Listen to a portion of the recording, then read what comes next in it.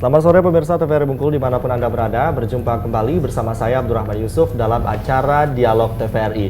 Dan seperti biasa di acara Dialog di setiap sore harinya yang hadir dari hari Senin hingga hari Rabu selama 1 jam ke depan. Untuk edisi Dialog hari ini Rabu 22 November 2017 kami akan mengajak Anda untuk membahas, berbincang-bincang, menelisik lebih jauh terkait topik-topik pilihan di setiap minggunya bersama dengan narasumber yang sudah berkompeten di bidangnya masing-masing. Dan untuk dialog kita pada sore hari ini akan berbincang-bincang ataupun berbicara terkait batu bara. Nah, apa sih sebenarnya, ada apa dengan batu bara, dan lebih tepatnya lagi adalah dampak kerusakan lingkungan dari batu bara. Dan di sore hari ini di studio TVRI sudah hadir 2 orang narasumber. Kita sapa terlebih dahulu. Yang pertama ada Bung Sony Taurus. Selamat sore, Bung Sony. Selamat sore. Sehat ya? Alhamdulillah. Baik, terima kasih sudah hadir Bung Sony dari Divisi Investigasi LBH APKB. Dan di samping Bung Sony ada Bung Dede Frastien. Selamat sore, Bung Dede. Selamat sore.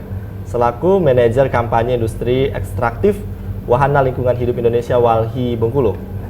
Baik, dan terkait topik kita di sore hari ini adalah dampak kerusakan lingkungan dari batu bara. Kita ke Bung Dede terlebih dahulu nih. Nah, terkait kerusakan lingkungan batu bara, apakah untuk di Provinsi Bengkulu sendiri mungkin bisa dikasih tahu persebaran ataupun perusahaan tambang batu bara itu ada di mana saja, dan sudah sejauh mana ataupun separah apa kerusakan lingkungan dari aktivitas penambangan batu bara di Bengkulu? Silakan Bung Dede.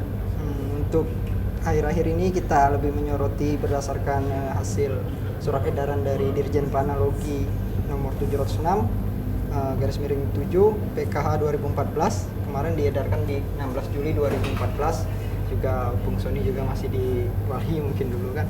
Nah, terdapat 39 perusahaan pertambangan yang ada di Provinsi Bengkulu itu yang terindikasi masuk ke kawasan hutan. Setelah seiring jalan waktu tinggal menyisakan hasil investigasi Walhi juga tinggal menyisakan 8 perusahaan, yang mana 8 perusahaan tersebut terdiri dari 5 perusahaan dengan IUP operasi dan 3 perusahaan dengan IUP eksplorasi. Nah, 5 perusahaan tersebutlah yang memberikan kontribusi banyak terhadap kerusakan kawasan-kawasan hutan. Nah, untuk 6 perusahaan itu terdapat di hutan lindung, dan lebih parahnya lagi ada 2 perusahaan yang terdapat di hutan konservasi. Nah, di mana Walhi sendiri kemarin pernah mengadakan dialog multipihak, baru 1 hari yang lalu mengadakan dialog multipihak itu yang melibatkan SDM, Dinas Lingkungan Hidup dan Kehutanan Provinsi Bengkulu, KPHL Lintas Bukit Daun dan juga KPHL Serumah dan BKSDA. Hal tersebut untuk sounding data, memvalidkan data antara temuan Walhi, hasil investigasi Walhi terhadap 8 perusahaan tersebut, dan juga data-data daripada dinas-dinas terkait tersebut. Selanjutnya nanti data-data tersebut akan dijadikan bahan untuk melakukan joint monitoring antara beberapa instansi terkait dalam bentuk ground check. Hasil joint monitoring tersebut, maka Walhi akan mendorong bersama dinas terkait tersebut instruksi gubernur tentang moratorium izin tambang dalam kawasan hutan di Provinsi Bengkulu. Dan tadi kan dari 39 mengerucut jadi 8. Nah, sisanya yang itu perusahaannya seperti apa? Banyak yang sudah habis IUP-nya. Jadi tidak beroperasi lagi seperti itu. Benar. Nah, untuk yang 8 perusahaan ini tadi di kabupaten mana? Nah, untuk 8 perusahaan ini ada di Kabupaten Bengkulu Tengah, di Hulu, nanti kita akan kupas lebih dalam, dan juga di Selumah, dan juga di Bengkulu Utara. Jadi 3 kabupaten itu kabupaten yang menjadi sorotan yang berdampak besar terhadap daerah-daerah hilir. Baik, kalau dari Bung Sony sendiri nih, Bung Sony, untuk terkait kerusakan lingkungan yang terjadi dari aktivitas tambang batu bara dari LBH sendiri itu seperti apa penanganannya? Begini Mas, kita di LBH ini kan lembaga bantuan hukum. Nah, yang kemarin itu sempat kita bicarakan juga dan sudah bicara juga di TVRI terkait dengan permasalahan batu bara di Sungai Bengkulu. Dan sebetulnya kalau bicara konteks batu bara secara lebih luas, saya rasa Walhi banyak tahu terkait dengan masalah ini, dan Bengkulu salah satunya provinsi yang cukup banyak masalah terkait dengan dampak perizinan batu bara dan dampak langsung dari aktivitas batu bara ini sendiri. Nah, kalau LBH kita kalau sejauh ini di Bengkulu Tengah itu sudah apa namanya ada masuk laporan ke kita, dan kita juga sudah melakukan pendampingan dan juga melakukan komunikasi dengan masyarakat terkait dengan ini dengan pembuangan limbah batubara di Sungai Bengkulu. Sebetulnya begini, kenapa ini sampai ada di Sungai Bengkulu? Tentunya ada aktivitas di hulunya yang tidak terpantau dengan baik. Itu yang sepengetahuan kita, dan ini juga real di lapangan. Dan Menteri juga pada tahun 2010 itu sudah turun ke lapangan ke Sungai Bengkulu, Menteri Lingkungan Hidup. Nah,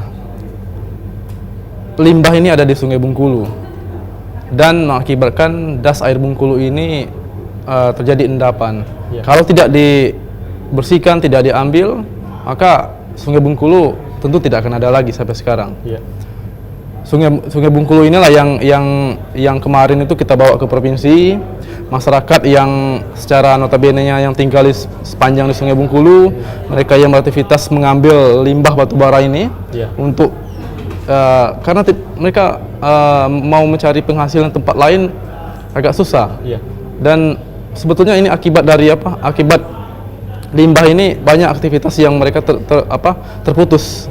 Akhirnya mau tidak mau mengambil limbah ini untuk kehidupan mereka. Nah, kemarin kita bawa ke kantor gubernur. Sebetulnya sudah 2 kali. Yang pertama sudah kita hearing dengan semua lintas dinas di provinsi, dan kemarin itu ketemu langsung dengan gubernur. Dengan boleh kita katakan aksi massa yang lebih dari 500 orang datang kemarin ke kantor gubernur. Yang poin utamanya adalah kita ingin gubernur itu menjalankan peraturan gubernur nomor 10 tahun 2011 terkait dengan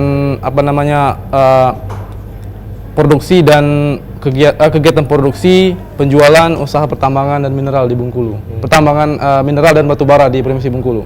Turunan dari Undang-Undang Minerba. Nah, kita mendesak itu untuk dijalankan. Karena begini, karena pas hearing pertama alasan dari Pemprov tidak bisa menjalankan pergub ini adalah adanya surat edaran dari Menteri SDM terkait dengan untuk pembuatan surat asal barang seperti itu. Mereka beralasan dengan adanya SE ini, maka pergub ini tidak bisa dijalankan. Nah, maka kemarin setelah negosiator kita masuk dan berbincang banyak bahwa persoalan ini adalah persoalan hajat hidup orang banyak. Kalau tidak diselesaikan maka akan banyak dampak yang dirugikan. Dan Bengkulu juga adalah provinsi yang satu-satunya di Indonesia yang mengalami hal seperti ini. Jadi di provinsi lain tidak ada. Cuma di Bengkulu yang batubara hanyut di sungai, yang itu terus mengendap, membuat endapan. Kalau tidak diambil maka berbahaya. Dan gubernur kemarin bersepakat, dan dia turun ke tengah-tengah masa dan menyampaikan ada 3 poin yang dia sampaikan. Nah, nanti kita akan dengar lebih lanjut lagi terkait 3 poin itu, Bung Sony. Dan pemirsa, kami masih akan kembali di Dialog TVRI dengan topik kita di sore hari ini, dampak kerusakan lingkungan dari batubara, dan nanti kami juga akan undang partisipasi Anda melalui line interaktif kita di 0736215541. Jangan kemana-mana, Dialog TVRI akan segera kembali usai jeda pariwara berikut ini. Orang sekarang membuka Google itu tidak lagi dimulai dengan Bismillah dan Al-Fatihah. Tiba-tiba anak kita bisa mengaji, padahal kita tidak mengajarkannya. Ikolah Bengkulu, sebuah talk show yang dikemas secara menarik, membahas satu permasalahan hangat yang sedang menjadi perbincangan di tengah masyarakat. Dikupas secara mendalam bersama narasumber yang kompeten di bidangnya. Hadir setiap hari Minggu pukul 18 sampai dengan 19 waktu Indonesia Barat. Hanya di TVRI Bengkulu, bersama kita maju. Gubernur kita ya boleh sih jaim, tapi jangan jaim banget gitu. Ya harus bergaul lah, harus bergaul dengan masyarakat.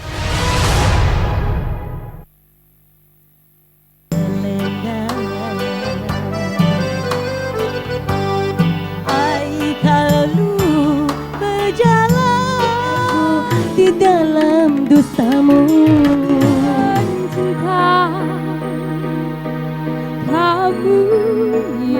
kemarin udah ya, berarti tinggal nunggu menang atau tidak gitu ya. Oke, bagaimana? Sudah siap? Kita akan dengarkan dan saksikan bersama. Feni udah siap untuk perform ya. Kali ini Feni akan bawakan lagu dengan judul Ijo yang dipopulerkan oleh Iyeth Bustami. Tetap bersama kami di Wajah Baru.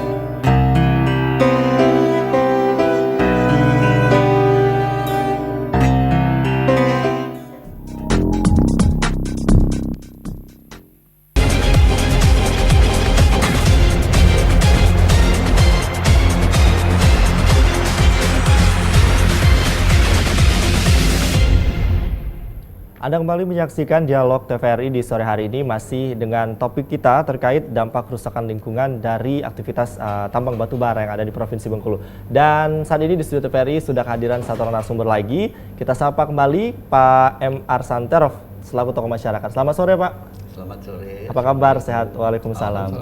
Terima kasih sudah hadir di studio TVRI. Nah, terkait kita ke Pak Arsan saja langsung mungkin terkait dampak kerusakan lingkungan dari batu bara, aktivitas batu bara. Nah, selaku dari tokoh masyarakat, Bapak menanggapi hal ini seperti apa, Pak? Ya, terima kasih. Pertama, mohon maaf terlambat tadi, sehingga session pertama saya tidak mengikuti. Tapi saya langsung saja. Kalau mengenai dampak, justru dampaknya positif. Penambangan batu bara, bukan penambangan, pengambilan batu bara dari dalam sungai. Untuk lingkungan, kalau saya nilai justru bagus. Alhamdulillah ada anggota masyarakat yang mau mengambil limbah dari batu bara. Sama juga dengan pemulung. Kita terima kasih dengan pemulung mau ngambil limbah apa kotoran-kotoran begini, barang bekas. Barang bekas. Nah, itu kalau saya memandangnya dari sudut itu. Tapi mungkin walhilah sebenarnya nanti yang apa dampaknya untuk lingkungan ini. Kalau saya melihatnya positif sekali. Kalau saya dan rekan-rekan saya ngobrol-ngobrol hampir sama pendapatnya. Ya baguslah. Alhamdulillah ada. Jadi dua-dua saling menguntungkan. Pihak pengambilnya diuntungkan dan kita juga diuntungkan dengan aliran sungai yang lancar. Kalau itu tidak diambil, saya yakin dalam tempo mengendap berapa tahun dangkal jadi hilang dangkal. Iya, sudah pendangkalan dan itu akan memerlukan biaya kita untuk mengeruknya. Nah, itulah yang menurut kacamata saya. Tapi mungkin ada yang lebih berkompeten untuk melakukan evaluasi penelitian. Kalau saya hanya melihat dampak kepada alam, menurut saya bagus. Dampak perekonomian lebih bagus lagi. Ya kapan lagi kita nggak nolong, walaupun kita arti kita hanya sekarang pengaturan. Kalaupun ada mungkin dari pusat, dia bukan khusus untuk Bengkulu saja. Dia mengeluarkan peraturan-peraturan, pelajari. Nah, mungkin untuk Bengkulu itu tidak berlaku. Mungkin untuk daerah lain. Nah, mungkin ada saja nanti dari lingkungan hidup, mengadakan bagaimana sehingga ada spesifik untuk kita di Bengkulu ini. Peraturan boleh saja untuk seluruh Indonesia, tapi spesial untuk Bengkulu itu sangat berdampak positif menurut saya. Itu dari Pak Arsanter ya. Kita ke Bung Dede lagi. Nah itu tadi kalau dari pandangan masyarakat bahwa positif, jadi itu limbah ya dari sisa dari aktivitas pabrik seperti itu masuk ke Sungai Bengkulu. Nah kalau dari pandangan Wali sendiri, baik atau tidak terhadap lingkungan seperti itu? Terkait untuk sebenarnya Wali itu kepada pertambangan yang hal seperti itu kan, coba kita lihat ke hulunya dulu. Pada izin lingkungan, di dalam instrumen izin lingkungan itu ada AMDAL, UKL, UPL. Terkait hal tersebut, berarti perusahaan-perusahaan tersebut adalah perusahaan yang tidak tertib terhadap izin-izin yang mereka sepakati bersama. Buktinya kenapa? Buktinya terdapat sedimentasi air itu, air sungai Bengkulu, karena limbah-limbah dari perusahaan-perusahaan tersebut. Nah, terkait hal tersebut, kenapa Wali bilang sekali lagi perusahaan-perusahaan tersebut merusak lingkungan? Nah, apabila perusahaan-perusahaan tersebut patuh terhadap AMDAL, UKL, UPL atau instrumen perizinan izin lingkungannya, hal tersebut tidak akan terjadi. Nah, untuk domain baik atau tidak hal tersebut kepada masyarakat itu kan nanti dijelaskan lebih rinci dari Bung Sony Taurus mungkin. Nah, kalau Walhi sendiri melihatnya nanti ke depan Walhi akan mendorong moratorium izin terhadap perusahaan-perusahaan tersebut. Nah, dari tadi saya arahkan kepada perusahaan pertambangan yang ada dalam kawasan hutan. Hal tersebutlah yang membuat ini terjadi hulunya, di mana perusahaan yang kita bahas tadi ada 3 perusahaan kalau bicara di Benteng. 3 perusahaan tersebut berada di hulu sungai air Bengkulu. Nah, perusahaan tersebut terindikasi masuk kawasan hutan, terus menyebabkan limbah-limbah sampai ke tercemarnya air Bengkulu. Nah, artinya dalam tindakan ini kita akan menganggap hal tersebut sangat serius. Sangat serius, maka Wali mendorong pemerintah untuk melakukan moratorium izin tambang. Moratorium izin tambang itu dalam bentuk instruksi gubernur nantinya bersama pihak-pihak dinas terkait untuk melakukan penghentian izin sementara terhadap tambang-tambang yang beraktivitas di hulu yang nakal ya. Yang nakal maksudnya membuang limbah sembarangan dan juga terindikasi masuk kawasan hutan. Padahal seharusnya perusahaan pertambangan itu harus memikirkan limbahnya itu jangan sampai masuk sungai seperti itu. Benar. Seharusnya ya kan. Baik, kita ke Bung Sony lagi. Terkait dari Pak Arsan tadi bilang kalau itu menguntungkan bagi masyarakatnya. Nah, tadi kita tahu nih di Bengkulu Tengah sendiri itu ada aktivitas penambangan batubara, limbah batubara di sungai. Sampai kota Bengkulu. Iya, sampai kota Bengkulu sendiri. Nah, itu ada beberapa warga yang sempat ditahan seperti itu. Nah, itu seperti apa? Itu menguntungkan saja. Tapi kenapa bisa sampai ditahan warga itu? Jadi begini, kita sebetulnya agak riskan dengan negara ini. Negara ini kenapa ketika berhadapan dengan korporasi, khususnya pertambangan itu agak sedikit ya kita katakan kayak seperti kalah seperti itu. Ya.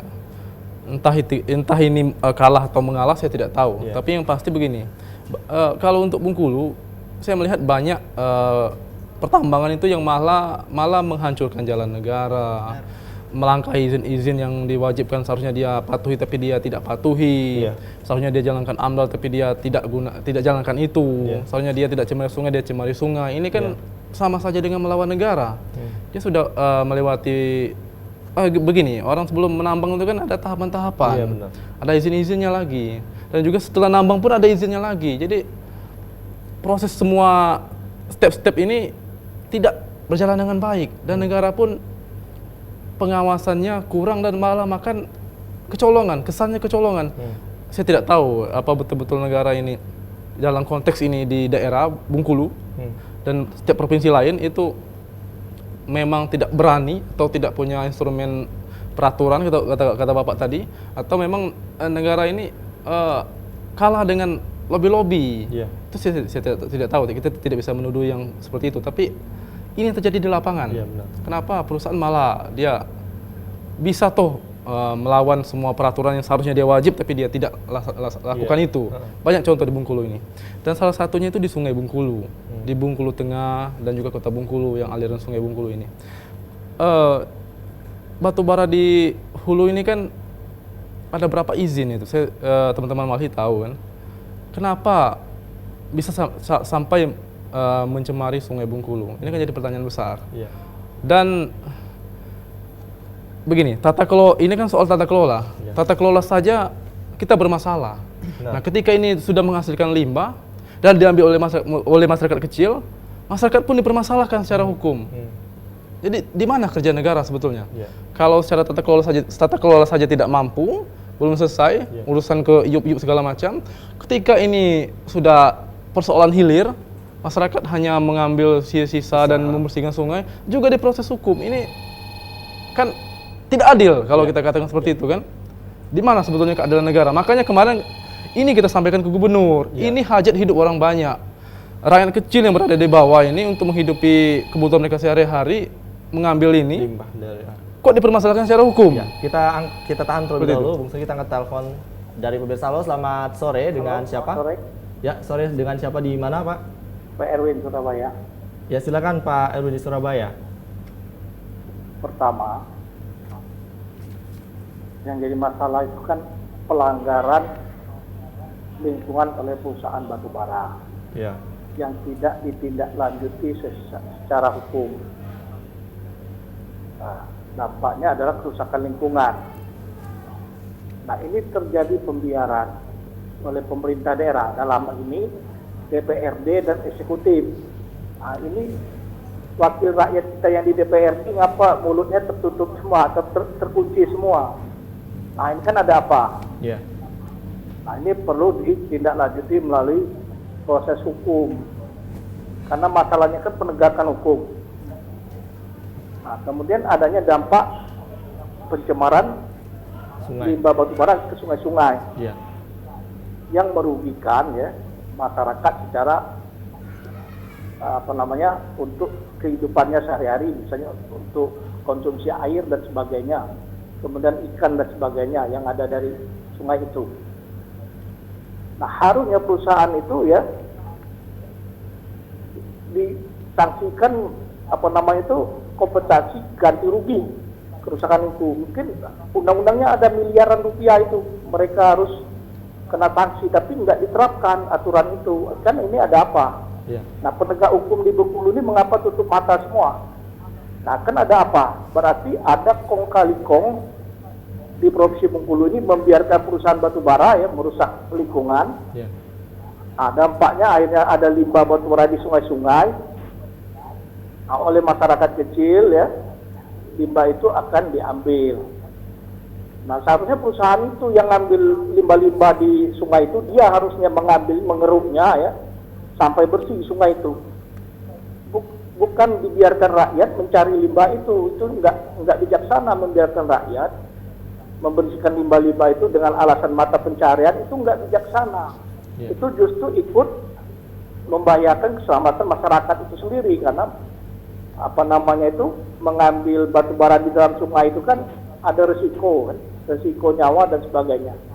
Dan dia juga merusak lingkungan menggunakan alat menyedot dan sebagainya, itu rakyat itu juga merusak lingkungan. Jadi semuanya keliru kalau membiarkan rakyat mengambil limbah, lalu perusahaan batu bara dibiarkan saja tidak ditindaklanjuti secara hukum. Nah, ini negara kita ini negara apa? Maksudnya Provinsi Bengkulu. Seperti gubernur membiarkan katanya rakyat alasan ekonomi, salah dia itu. Membiarkan rakyat untuk mengambil limbah itu salah, kebijakan gubernur kayak gitu. Harusnya dia menindak perusahaan itu untuk membersihkan sungai-sungai Bengkulu ya. Ya, baik Pak Erwin, mungkin bisa singkat saja Pak. Ya, harusnya perusahaan itu ditekankan untuk membersihkan sungai Bengkulu. Nah, bukan membiarkan rakyat membersihkannya dengan alasan kemanusiaan untuk penghasilan. Itu keliru menurut saya. Itu aja, terima kasih. Ya, baik, terima kasih Pak Erwin dari Surabaya. Banyak sekali Saya kajian. menanggapi ya. Jadi begini, menanggapi persoalan batubara ini kan tidak bisa hanya dari hilir atau hulunya saja. Harus runut dari hulu sampai ke hilir. Dan tidak juga bisa hanya di hilir saja yang diselesaikan, tapi di hulu dibiarkan. Itu kan tidak bisa. Nah, persoalan masyarakat yang mengambil batubara di sungai ini, limbah batubara di sungai ini, mereka ini perlu dilindungi. Dalam artian, oke lah, memang bukan mata pencarian sebetulnya, mengambil limbah itu tidak baik karena akan berdampak ke kesehatan segala macam. Tapi hari ini untuk Bengkulu hari ini, untuk masyarakat yang tidak ngomong, Bengkulu sejauh mana perkembangan ekonomi segala macam. Kenapa mereka sampai mau mengambil batu bara? Kan tidak ada pekerjaan yang lain yang menguntungkan menurut masyarakat. Jadi melihatnya itu jangan hanya perspektif secara umum atau secara peningkatan ekonomi atau limbah segala macam yang seperti itu. Karena hari ini masyarakat kecil, kenapa dia mengambil batu bara, mengambil limbah ini? Berendam, siapa yang mau berendam kalau bicara secara kemanusiaan? Dingin dan juga berdampak kepada kesehatan segala macam. Siapa yang mau? Tapi inilah akibat dari sistemik yang panjang, akibat dari kebijakan segala macam. Nah, ini perlu dilindungi masyarakat kecil yang mengambil limbah ini untuk saat ini ya, tapi memang bukan untuk berkepanjangan. Untuk saat ini tentunya yang harus diselesaikan dievaluasi itu di hulunya. Ada apa di hulu? Kenapa sampai ada di hilir ini limbah seperti ini? Hulunya dievaluasi dong, yang seperti itu. Nah, iup inilah yang sebetulnya perlu dievaluasi. Perlu dievaluasi kalau memang dia bermasalah tidak menjalankan aturan, ya silakan hentikan atau seperti apa, karena punya kebijakan negara ini. Nah, kalau terkait dengan yang di hilir ini, dilindungilah rakyat kecil ini untuk sementaranya mereka mencari penghasilan di sana, lindungi. Karena jangan sampai yang dia hanya mengambil limbah terus dipenjarakan. Yang di hulu yang penyebabkan limbahnya tidak dipenjarakan, ini kan agak lucu. Lucu negara kita ini kan. Ya, seharusnya yang masyarakat kecil ini, yang dia hanya penghasilan di sini mengambil limbah ini, ya dilindungi. Kalau belum ada pengaturannya, bikin aturannya seperti itu. Dan di Bengkulu hari ini saya lihat sudah ada pergub tahun 2011 ya, terkait dengan pengaturan ini. Ya silakan jalankan, jangan sampai hajat hidup orang banyak ini dirugikan hanya akibat menunggu kebijakan dari pusat segala macam. Dikejar dong ke pusat kalau memang untuk Bengkulu ini khusus, untuk di Bengkulu ini beda seperti itu. Dan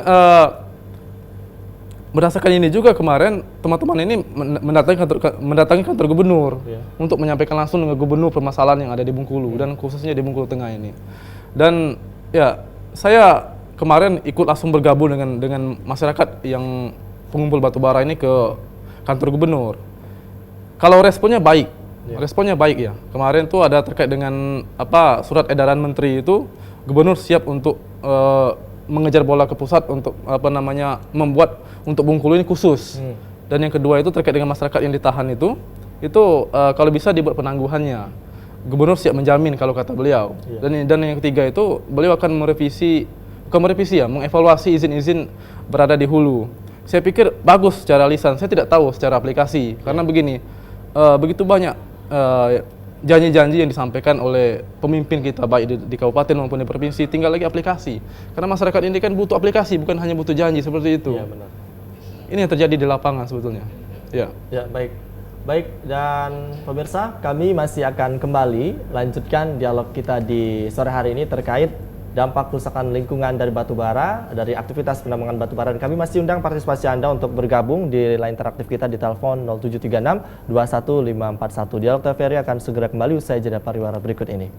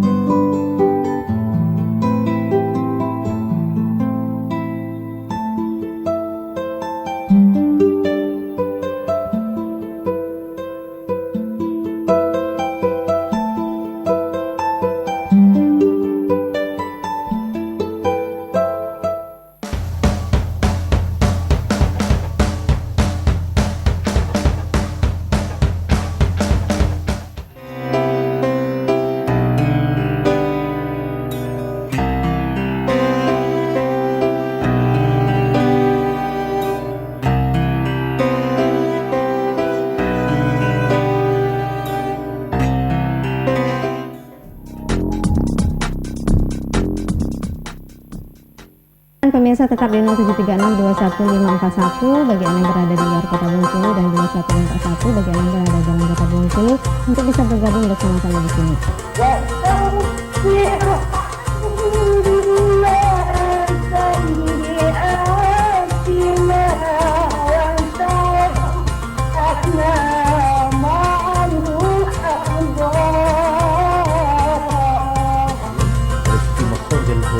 Luar biasa, sudah pas dan pasti.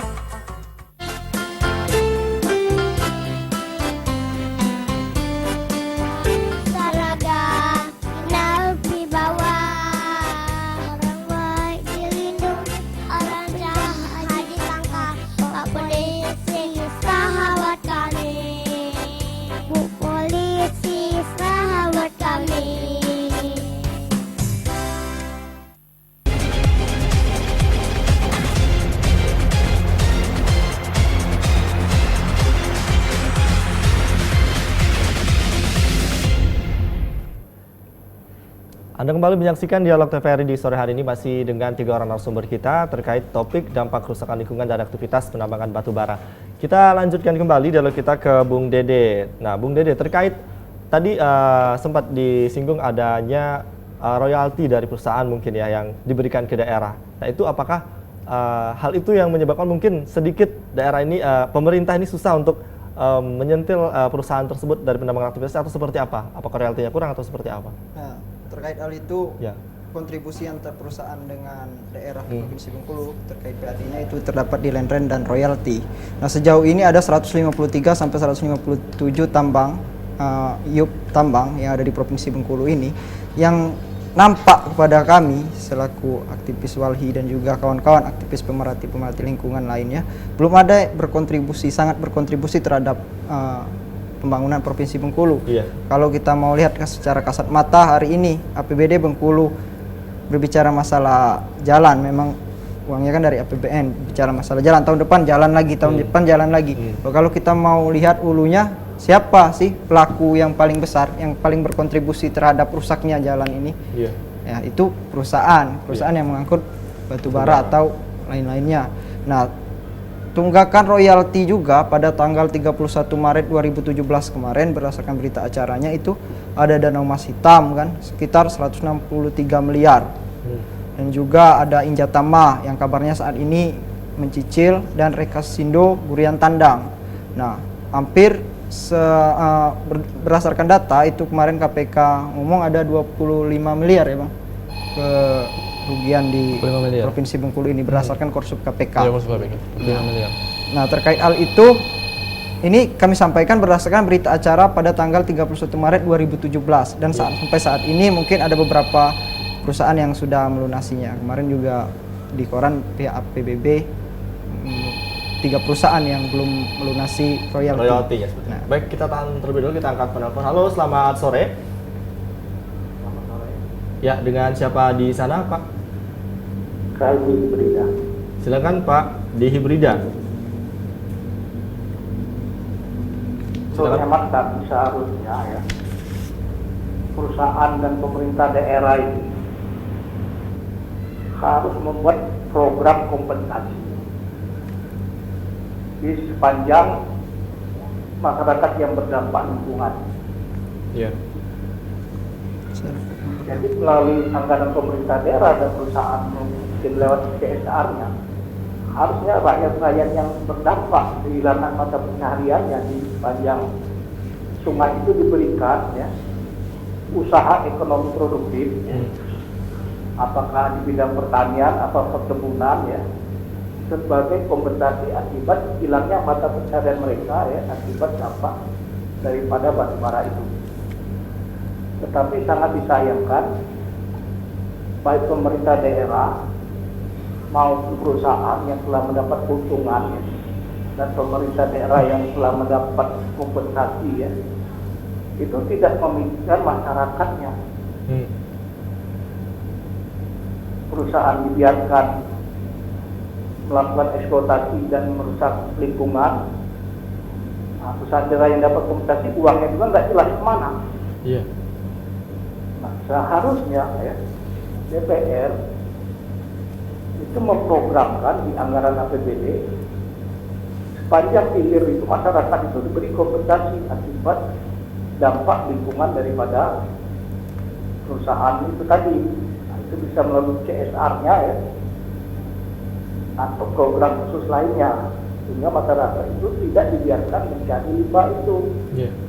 Nah, untuk limbah itu wajib hukumnya bagi perusahaan untuk membersihkan sungai-sungai yang tercemar. Atau ya harusnya mereka dihukum kalau mau ditegakkan hukum. Ya, singkat saja mungkin Pak Helmi. Maksudnya masyarakat Wadi dan masyarakat Panjang itu harusnya melapor aparat penegak hukum atau KPK ya, supaya perusahaan yang telah merusak lingkungan ini diproses hukum karena sudah merusak lingkungan dan merugikan dan menghilangkan mata pencaharian masyarakat. Nah, sayangnya DPRD dan pemerintah daerah itu tutup mata, membiarkan perusahaan ini mengeksploitasi, mendapat keuntungan seluas-luasnya, tanpa merasa berdampak negatif terhadap masyarakat di sepanjang hulu sungai itu saja. Terima kasih. Ya, baik, terima kasih Pak Helmi di Hibrida. Nah, terkait berbicara dari Pak Helmi ini menanggapi bahwa kebijakan, kembali lagi kebijakan pemerintah, kemudian kompensasi dari perusahaan atau pemerintah. Kita ke Pak Arsan nih, selaku tokoh masyarakat, ada tidak temuan di lapangan mungkin kompensasi dari perusahaan ataupun dari pemerintah terkait masyarakat kita yang melakukan aktivitas penambangan limbah batubara di sungai? Ya, terima kasih. Sampai saat ini belum terlihat apa yang telah dilakukan oleh penambang kepada masyarakat. Apa, berbentuk apa, misalnya sumbangan-sumbangan, belum sampai sejauh ini. Kemudian ya, kalau saya sebagai masyarakat, anggota masyarakat, mungkin pandangannya hanya dari satu segi. Satu segi. Saya bilang dari awal tadi, dampak yang pertama kepada masyarakat yang melakukan pengambilan limbah. Untuk itu positif sekali. Sebab menguntungkan secara ekonomi untuk mereka. Nah, kalau dampak lainnya yang negatif, saya kira rekan-rekan dari Balhi mungkin bisa melakukan penelitian.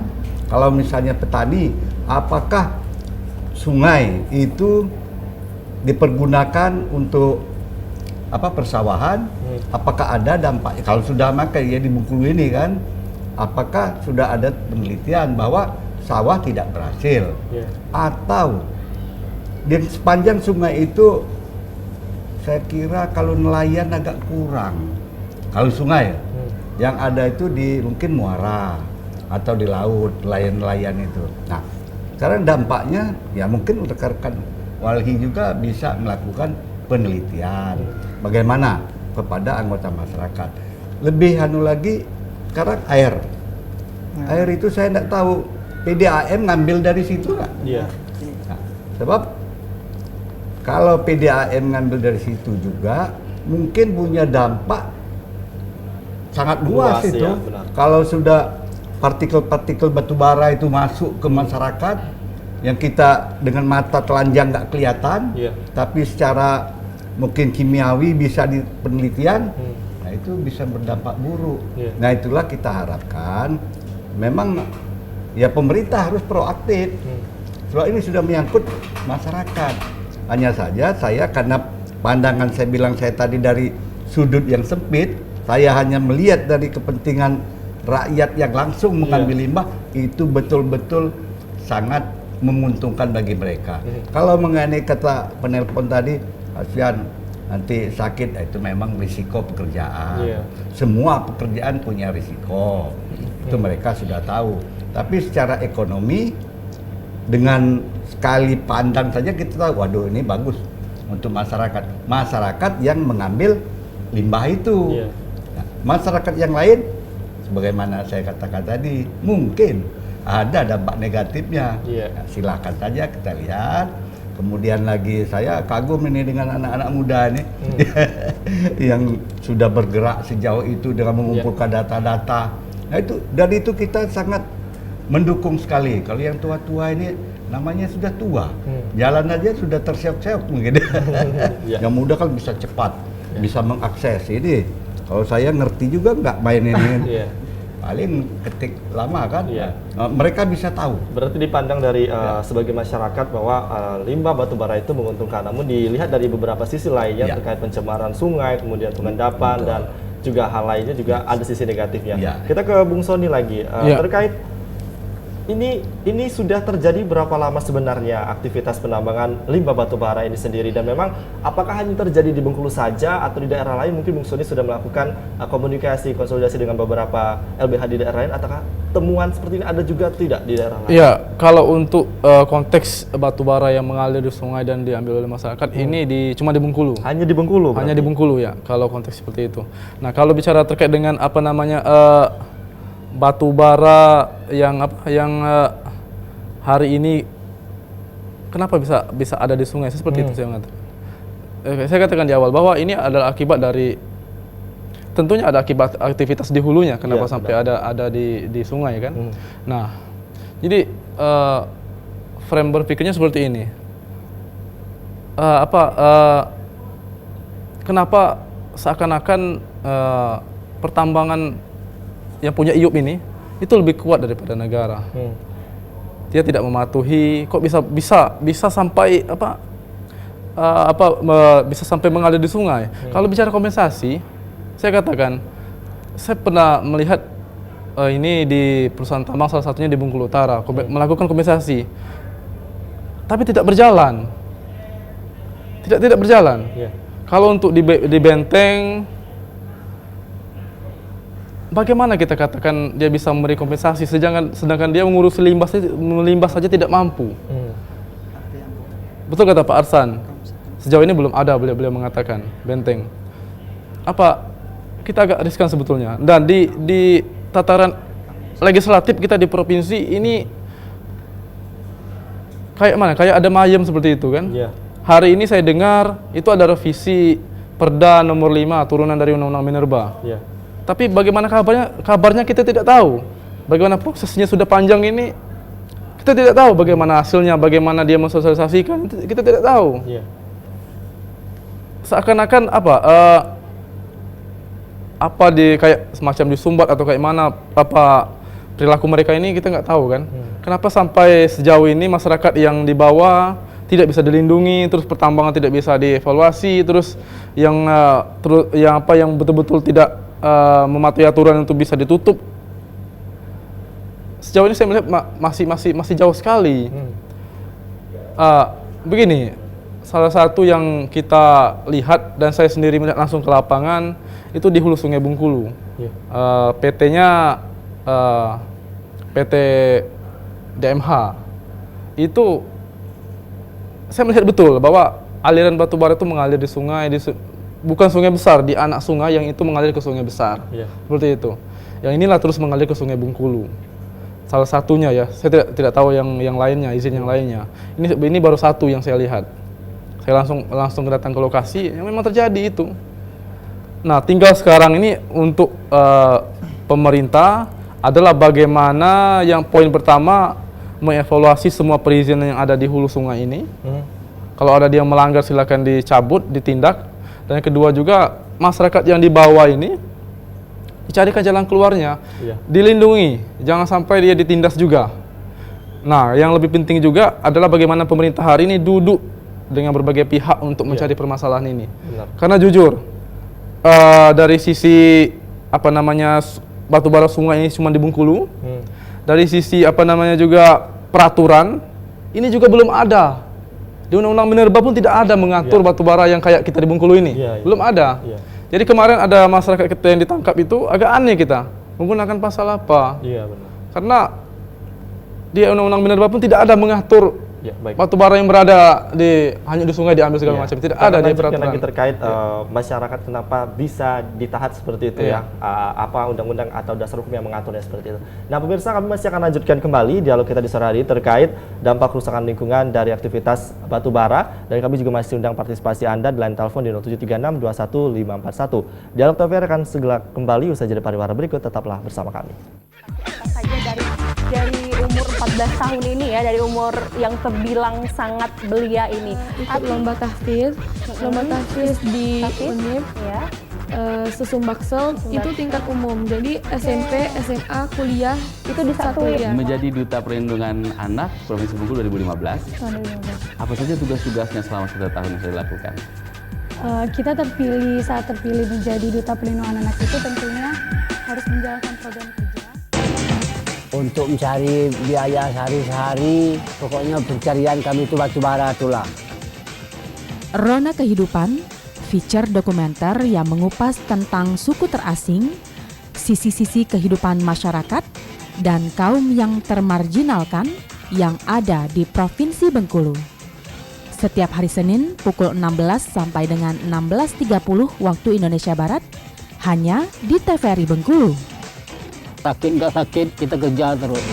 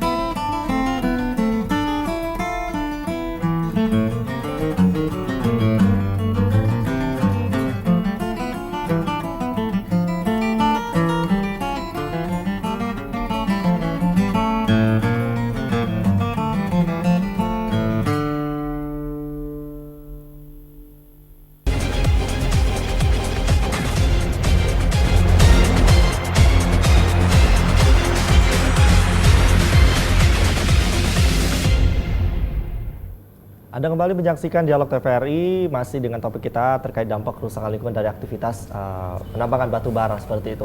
Kita ke Bung Dede lagi nih Bung, terkait pernyataan dari Pak Arsan tadi bahwa dia hanya melihat dari sudut satu sisi bahwa itu menguntungkan. Nah, kalau dilihat tadi dia juga sempat bilang kalau air Sungai Bengkulu itu, nah apabila digunakan untuk PAM, nah itu dia tidak tahu. Nah, kalau kajian dari Walhi sendiri sudah meneliti sejauh mana tentang dampak kerusakan lingkungan dari batu bara? Baik. Walhi sendiri sudah punya polis brief sebenarnya kan terkait masalah tambang ini.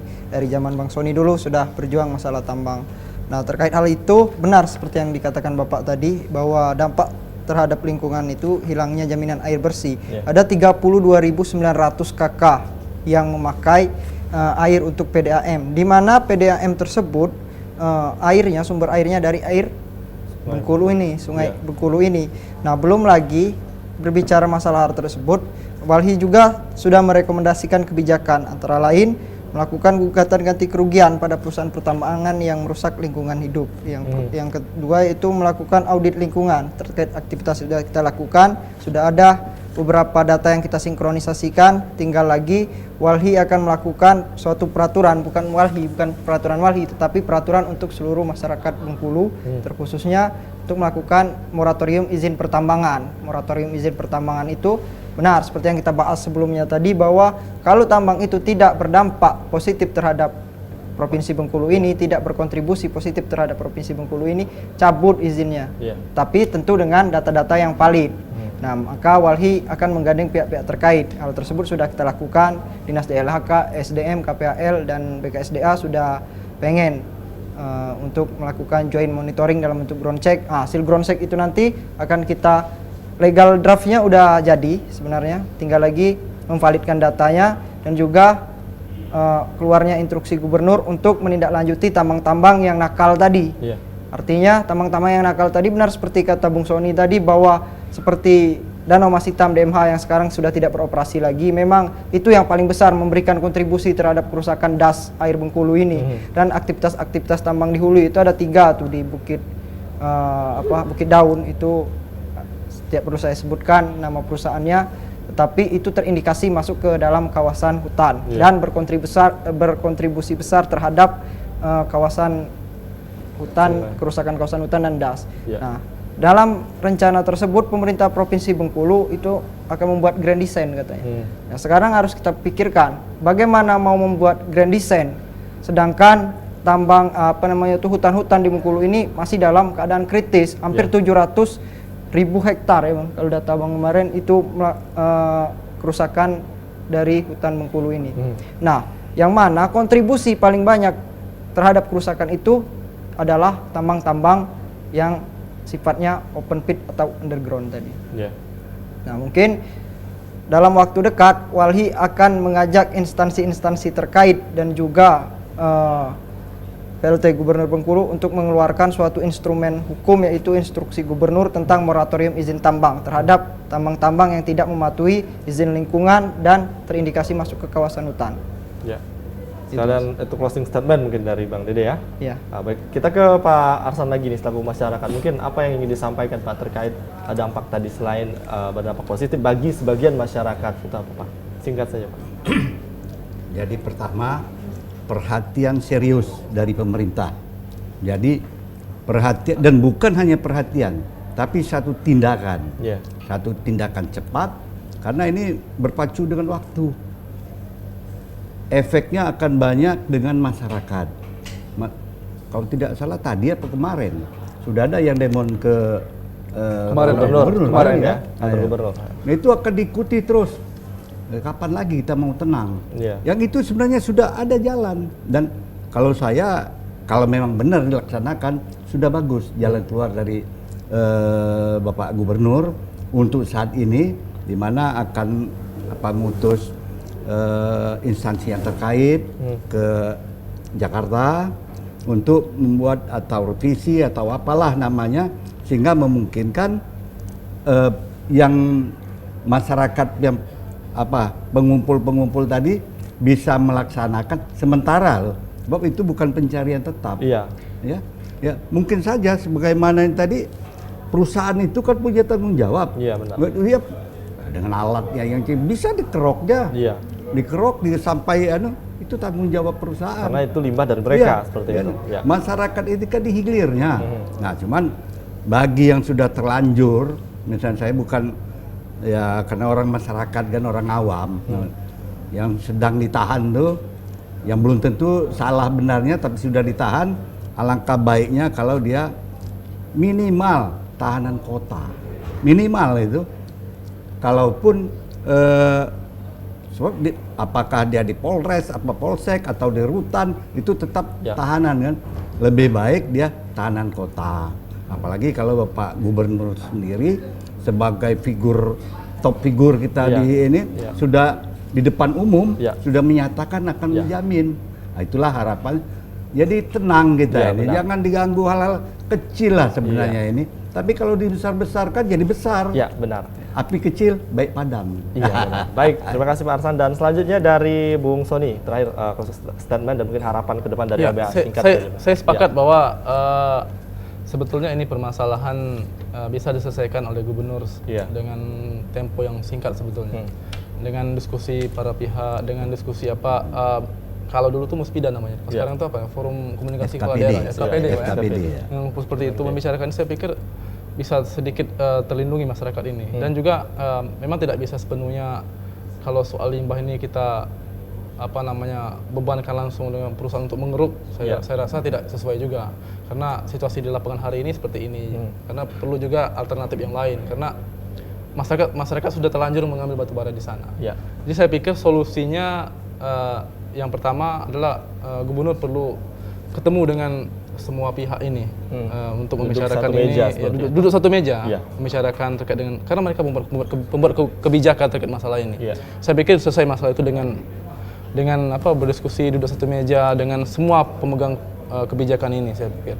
Dan yang kedua, terkait dengan masyarakat ini, masyarakat ditangkap dan juga ketika masyarakat menangkap juga perusahaan yang ngambil batu bara yang tidak ada izin ini, dilaporkan ke polisi juga tapi tidak ditangkap juga. Ini kan ada ketimpangan hukum. Iya, benar. Sebetulnya ya sudah ada pergubnya, silahkan jalankan. Nah, kalau mau ditahan, tahan semuanya. Kalau tidak, bebaskan semuanya. Iya, benar. Ya, maksudnya biar jelas. Iya.